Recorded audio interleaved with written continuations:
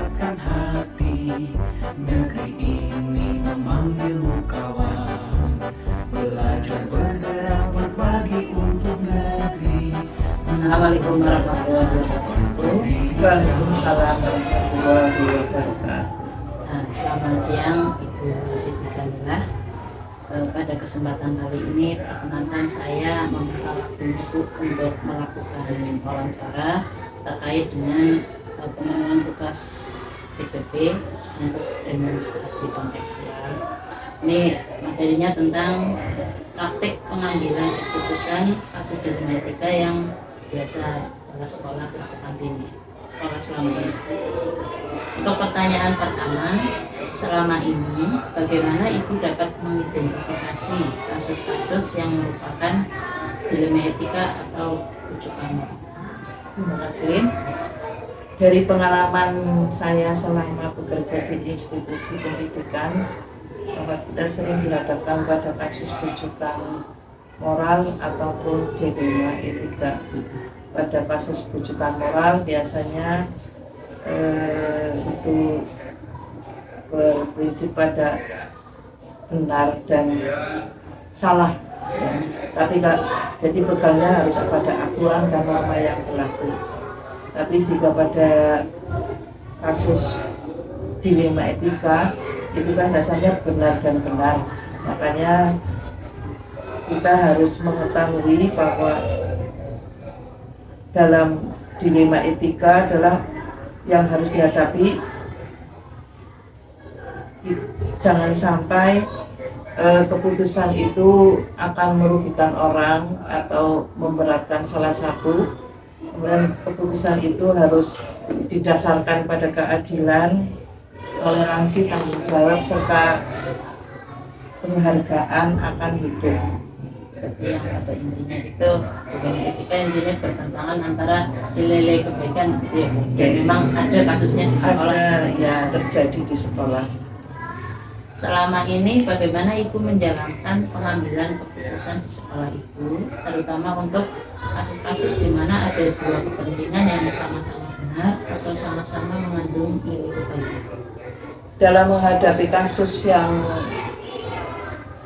ada dua kepentingan yang sama-sama benar dan mengandung nilai kebajikan, biasanya saya mempertimbangkan apa yang benar untuk satu orang atau kelompok kecil, atau apa yang benar untuk kelompok yang lebih besar. Saya juga mempertimbangkan seberapa besar risiko dan juga seberapa besar kebermanfaatan keputusan yang saya ambil, dan untuk jangka yang pendek maupun jangka panjangnya. Pertimbangannya tetap seberapa besar Manfaatnya bagi kita gitu ya Bu. Pertanyaan yang ketiga, langkah-langkah atau prosedur seperti apa yang biasanya Ibu lakukan selama ini dalam menghadapi kasus-kasus ini? Yang pertama, langkah-langkah yang saya ambil, yang pertama mengidentifikasi masalah tersebut, kemudian mengumpulkan fakta, bukti, siapa yang terlibat, di mana kasus itu terjadi, dan bagaimana kasus itu bisa terjadi.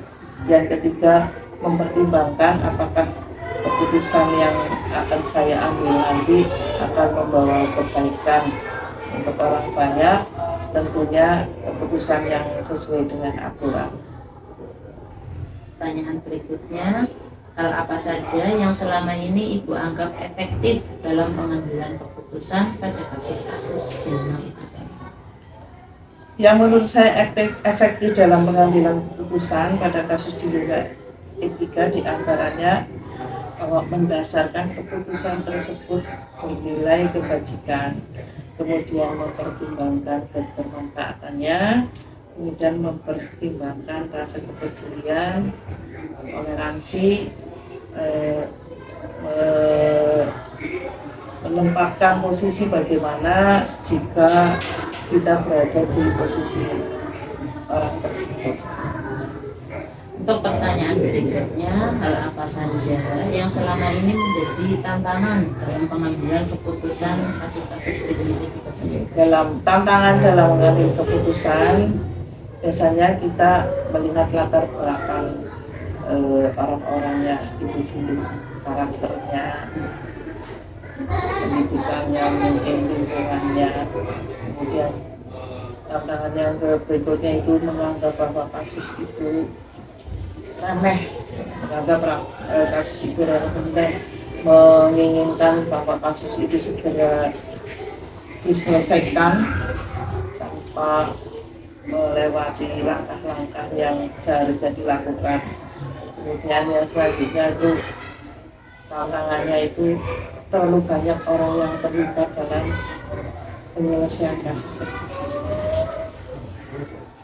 Untuk pertanyaan selanjutnya, apakah Ibu memiliki tata cara atau jadwal tertentu dalam sebuah penyelesaian kasus kriminal, dan apakah Ibu langsung menyelesaikannya di tempat atau memiliki jadwal untuk penyelesaiannya? Kira-kira bentuk dan prosedurnya itu seperti apa? Dalam menyelesaikan kasus dilema etika seperti ini tidak ada jadwal atau tata cara yang ditentukan. Biasanya selagi ada kasus itu muncul, maka kasus itu segera ditangani, mengambil sikap, dianalisis, membuat pertimbangan, kemudian diputuskan. Tentunya keputusan itu keputusan yang baik, yang bermanfaat dan tidak merugikan salah satunya. Tetap ada pertimbangan. Ada pertimbangan biasanya rekan sejawat dan Pertanyaan berikutnya, Bu, adakah seseorang atau faktor-faktor apa yang selama ini mempermudah atau membantu panjenengan dalam mengambil keputusan kasus dilema etika ini?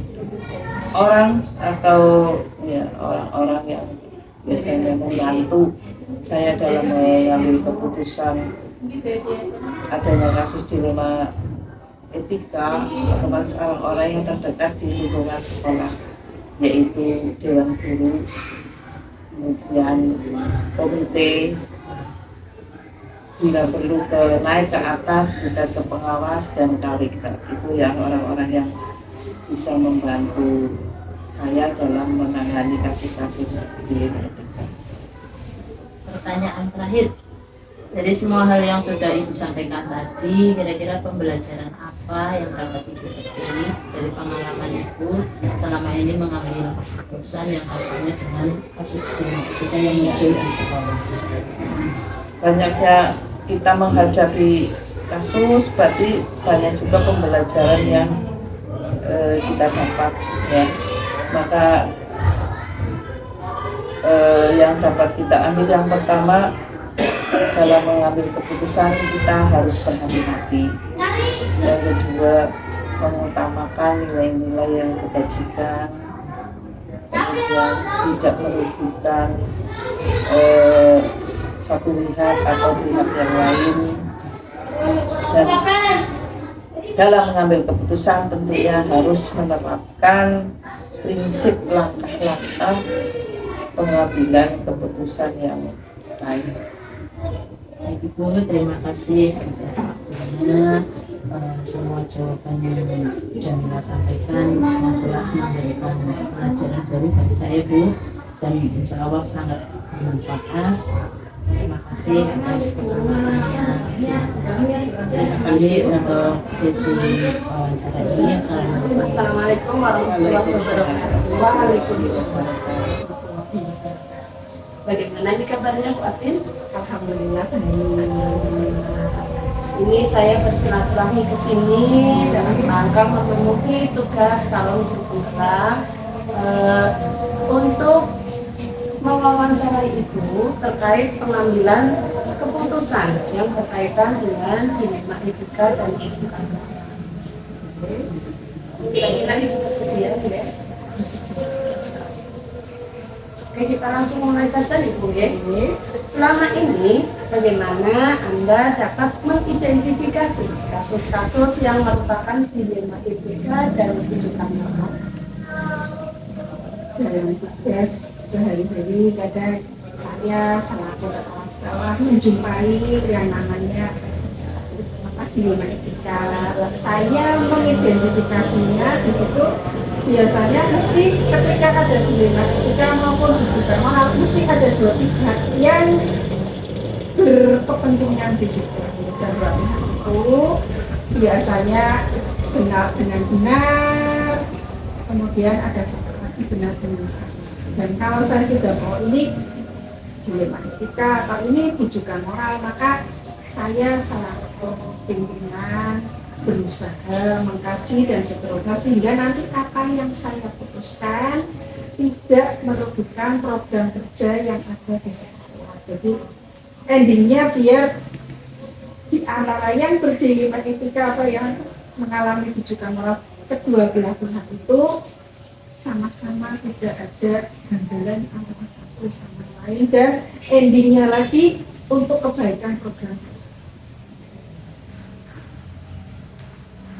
Pertanyaan berikutnya Bu, selama ini bagaimana Ibu menjalankan pengambilan keputusan di sekolah Ibu, terutama untuk kasus-kasus di mana ada dua kepentingan yang sama benar dan sama-sama mengandung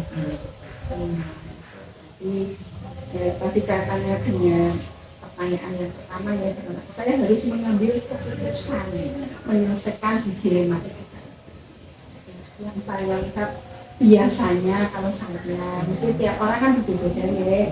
Kalau saya kan yang berdilema itu saya apakah persoalan kadang ada perlawanan dengan masyarakat, kemudian mungkin kalau di sini saya mengambil antara guru dengan guru saya dalam mengambil keputusan. Yang pertama ya saya mengkaji masing-masing kan benar-benar tujuannya baik untuk suatu program yang ada di sekolah saya.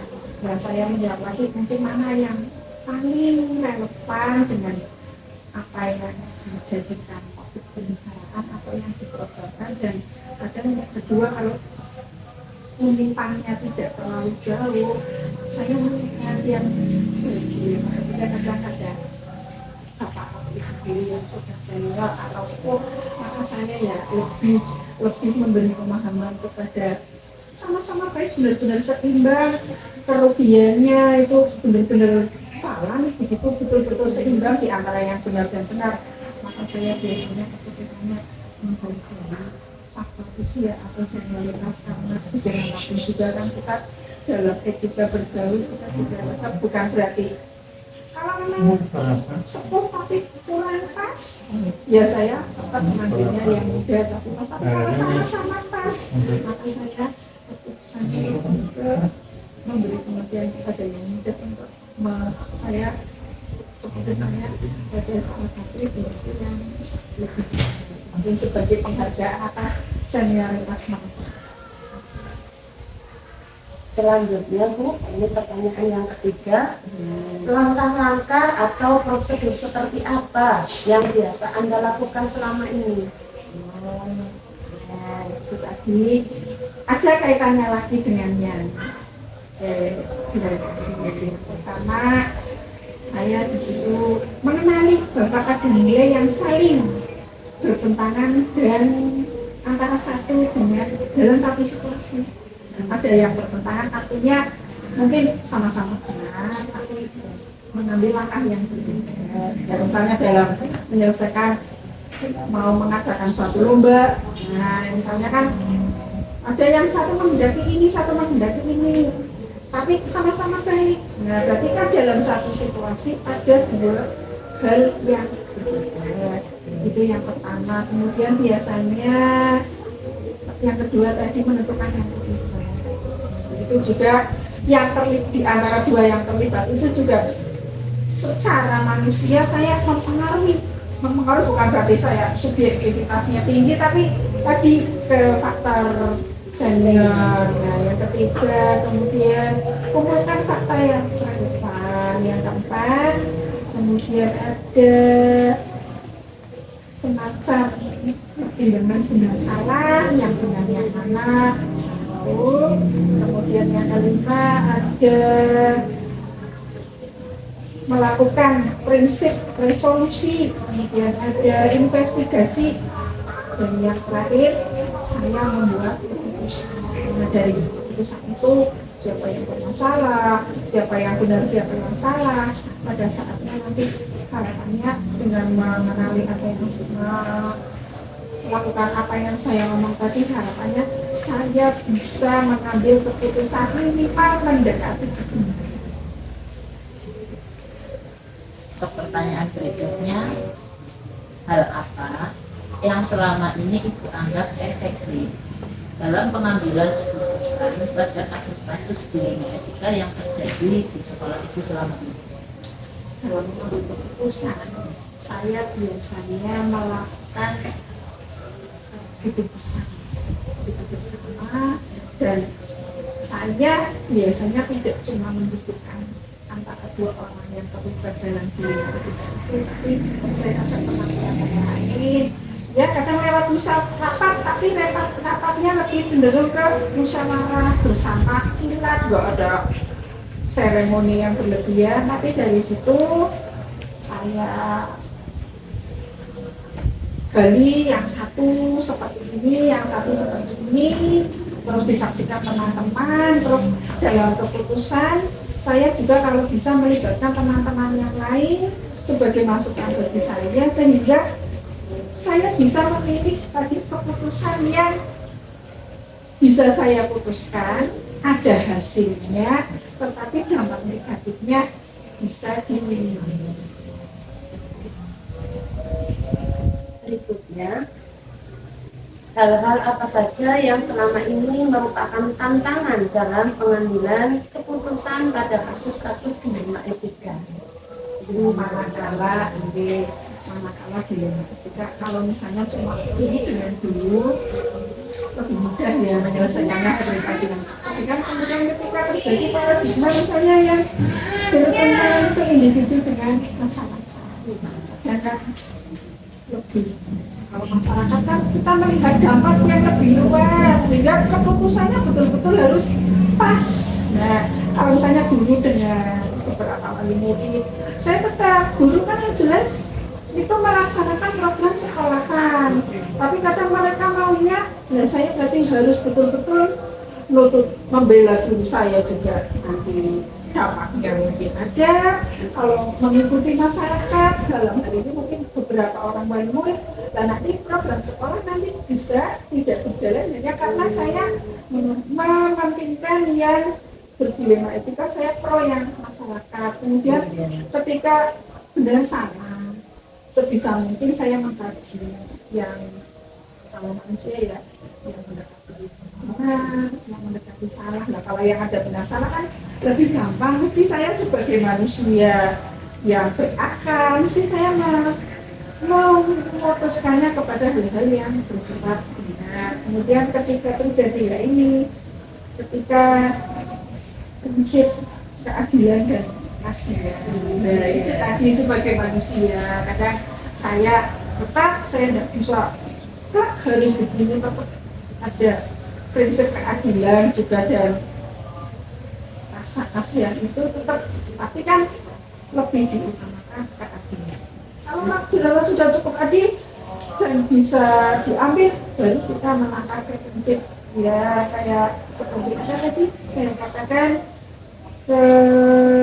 kasihan itu kita sampai ke kadang bisa, kalau kadang ada orang tua yang punya pendapat bagus, anak muda yang pendapat dan sama-sama bagusnya ya, kadang saya tadi sebagai penghargaan di akhlak kasihan. Dan yang terakhir itu kadang kalau ada terjadi program yang bukan dalam arti yang dilema itu jangka panjang atau jangka pendek ya kita sesuaikan. Kalau kita butuhnya waktu secepatnya ya kita cari ya mungkin ambilnya jangka pendek. Kalau program yang berjenjang ya kita ambil program yang jangka panjang. Jadi ada beberapa klasifikasi di antara program jangka panjang jangka pendek, di antara pribadi dan masyarakat, di antara kebenaran dan salah di antara rasa keadilan dan rasa kasih. Pertanyaan berikutnya Bu, apakah Ibu memiliki sebuah tata ala atau jadwal tertentu dalam sebuah penyelesaian kasus dilematika?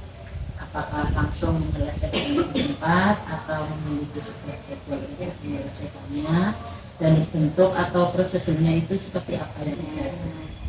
Kalau saya, kalau katakanlah ya ada, tapi manakala ada dijumpai kasus seperti itu, ya nggak saya langsung selesaikan di tempat. Katakan saya pikirkan, saya mendengarkan satu persatu pihak-pihak yang berdilema itu, saya dengarkan yang satu saya dengarkan juga, kemudian saya olah dalam pikiran saya, dalam jiwa saya olah itu. Kadang saya juga butuh dari pihak lain di sekolah saya, karena ini kaitannya dengan sekolah, pihak lain di sekolah saya yang kira-kira bisa memberi masukan kepada saya. Tapi jadi ada jeda waktu, tapi tidak ada jadwal tertentu. Kalau kira-kira sejam, 2 jam, sehari, 2 hari saya sudah bisa mengambil intisari dari permasalahan dan saya sudah punya gambaran untuk memutuskan, maka saya memutuskan pihak itu dan kemudian saya putuskan. Berikutnya, adakah seseorang atau faktor-faktor apa yang selama ini mempermudah atau membantu Ibu dalam pengambilan keputusan kasus-kasus dilema etika? Ada pihak lain selain saya, yang jelas karena menurut saya keputusan dari pemikiran satu orang dengan beberapa orang biasanya keputusannya lebih bijak dari beberapa orang. Jadi kalau secara khusus tidak, tapi saya biasanya tadi seperti saya katakan di awal, saya tetap meminta pertimbangan, bisa juga dari atasan, dari teman sejawat, atau dari rekan guru di sekolah. Itu saya mintai pendapat sesuai dengan tupoksinya masing-masing. Kalau kalau misalnya itu saya harus bertanya, keputusannya harus bertanya kepada atasan saya, biasanya konsultasinya dengan atasan. Tapi kalau cukup saya bertanya kepada teman guru kemudian memberi masukan, dan masukan itu menurut saya sudah bisa saya jadikan pertimbangan untuk saya mengambil keputusan. Jadi kalau seseorang khusus enggak, tapi sesuai dengan permasalahan yang dihadapi dan yang menjadi pokok persoalan dalam dilema etika. Bisa dengan teman sejawat, bisa dengan atasan, bisa dengan rekan-rekan guru yang ada di sekolah. Ibu, pertanyaan terakhir, dari semua hal yang sudah Ibu sampaikan tadi, pembelajaran apa yang dapat Ibu petik dari pengalaman Ibu selama ini dalam mengambil keputusan yang kaitannya dengan masalah dilema etika di sekolah?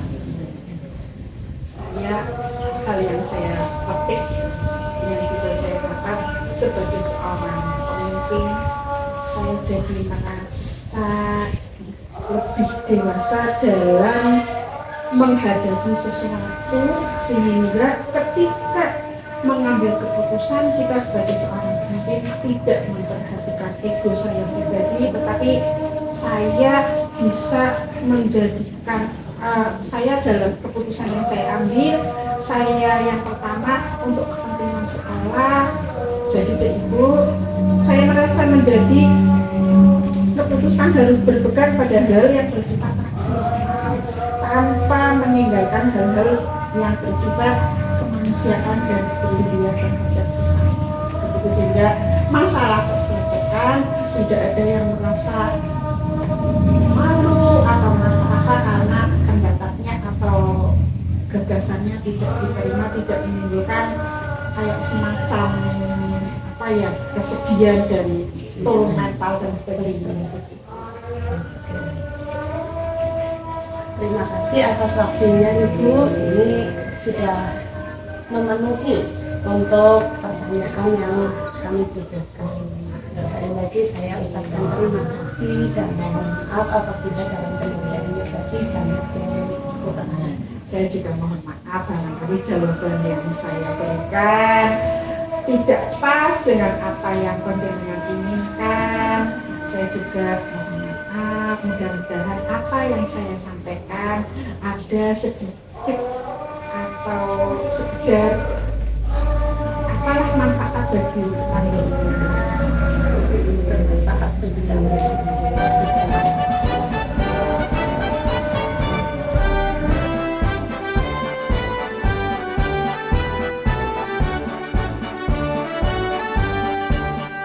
Bulatkan tekad, kuatkan hati, negeri ini memanggilmu kawan. Belajar bergerak berbagi untuk negeri, guru penggerak majukan pendidikan. Guru penggerak menghamba pada murid, kreatif rancang pembelajaran. Hargai potensi, tingkatkan prestasi, lahirkan profil pelajar Pancasila. Belajar bergerak berbagi untuk negeri, kita menjalin kolaborasi. Belajar bergerak berbagi untuk negeri, demi bakti pada Ibu Pertiwi.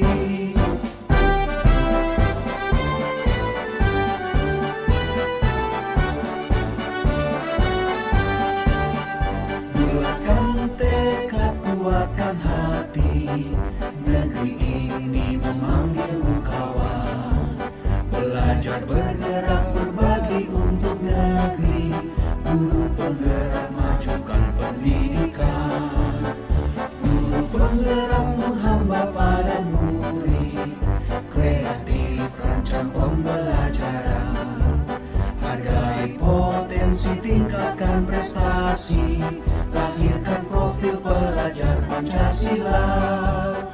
Belajar bergerak berbagi untuk negeri, kita menjalin kolaborasi. Belajar bergerak berbagi untuk negeri, demi bakti pada Ibu Pertiwi. Belajar bergerak berbagi untuk negeri, kita menjalin kolaborasi. Belajar bergerak berbagi untuk negeri, demi bakti pada Ibu Pertiwi. Demi bakti pada Ibu Pertiwi.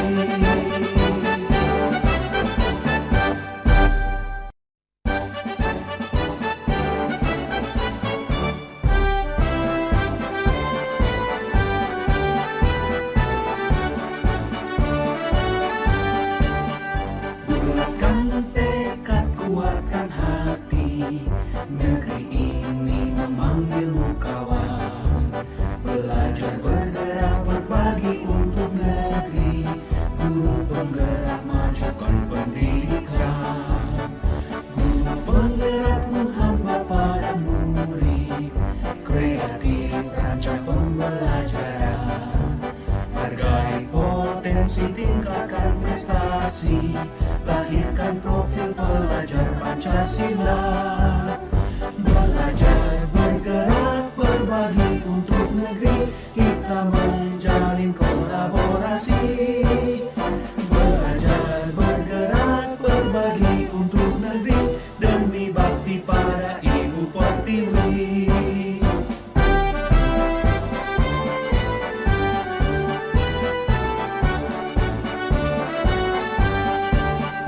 Bulatkan tekad, kuatkan hati, negeri ini memanggilmu kawan.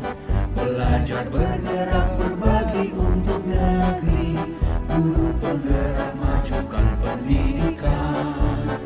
Guru penggerak menghamba pada murid, kreatif rancang pembelajaran.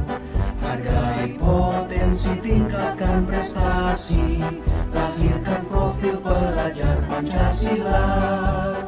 Belajar bergerak berbagi untuk negeri, kita menjalin kolaborasi. Belajar bergerak berbagi untuk negeri, demi bakti pada Ibu Pertiwi.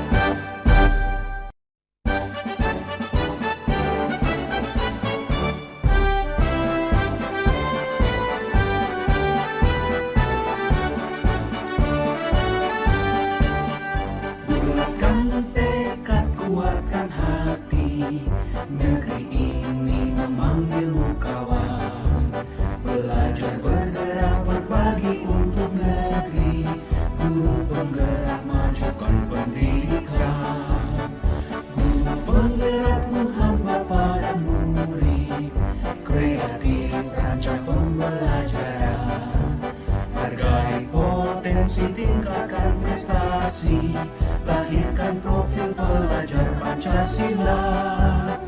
Belajar, bergerak, berbagi untuk negeri, kita menjalin kolaborasi.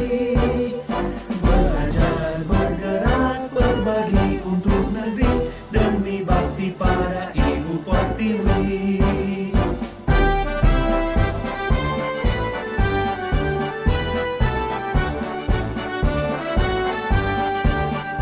Bulatkan tekad, kuatkan hati, negeri ini memanggilmu kawan. Belajar, bergerak, berbagi untuk negeri, guru penggerak majukan pendidikan. Guru penggerak menghamba pada murid, kreatif rancang pembelajaran. Hargai potensi, tingkatkan prestasi, lahirkan profil pelajar Pancasila. Belajar, bergerak, berbagi untuk negeri, kita menjalin kolaborasi. Belajar, bergerak, berbagi untuk negeri, demi bakti pada Ibu Pertiwi. Belajar, bergerak, berbagi untuk negeri, kita menjalin kolaborasi. Belajar, bergerak, berbagi untuk negeri, demi bakti pada Ibu Pertiwi. Demi bakti pada Ibu Pertiwi.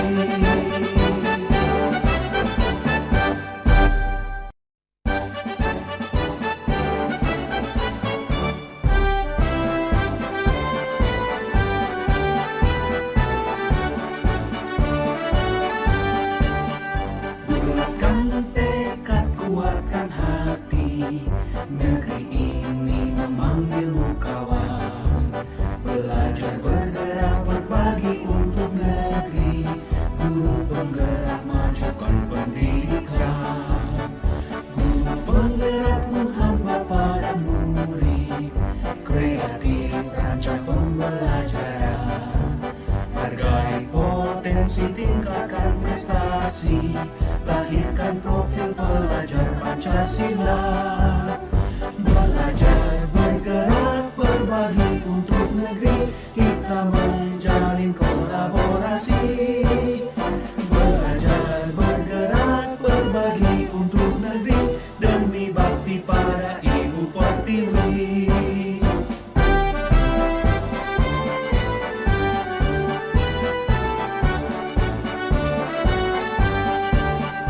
Bulatkan tekad, kuatkan hati, negeri ini memanggilmu kawan. Belajar, bergerak, berbagi untuk negeri, guru penggerak majukan pendidikan. Guru penggerak menghamba pada murid, kreatif rancang pembelajaran.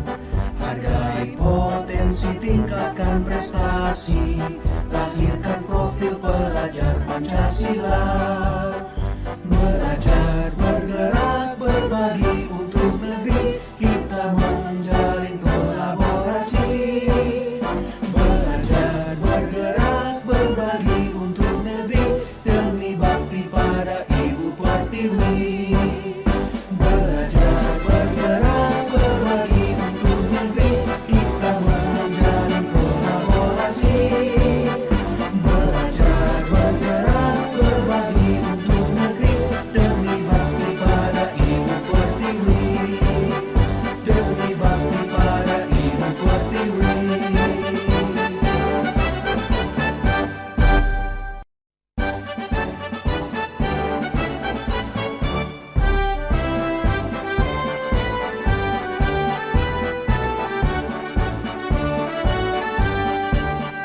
Bulatkan tekad, kuatkan hati, negeri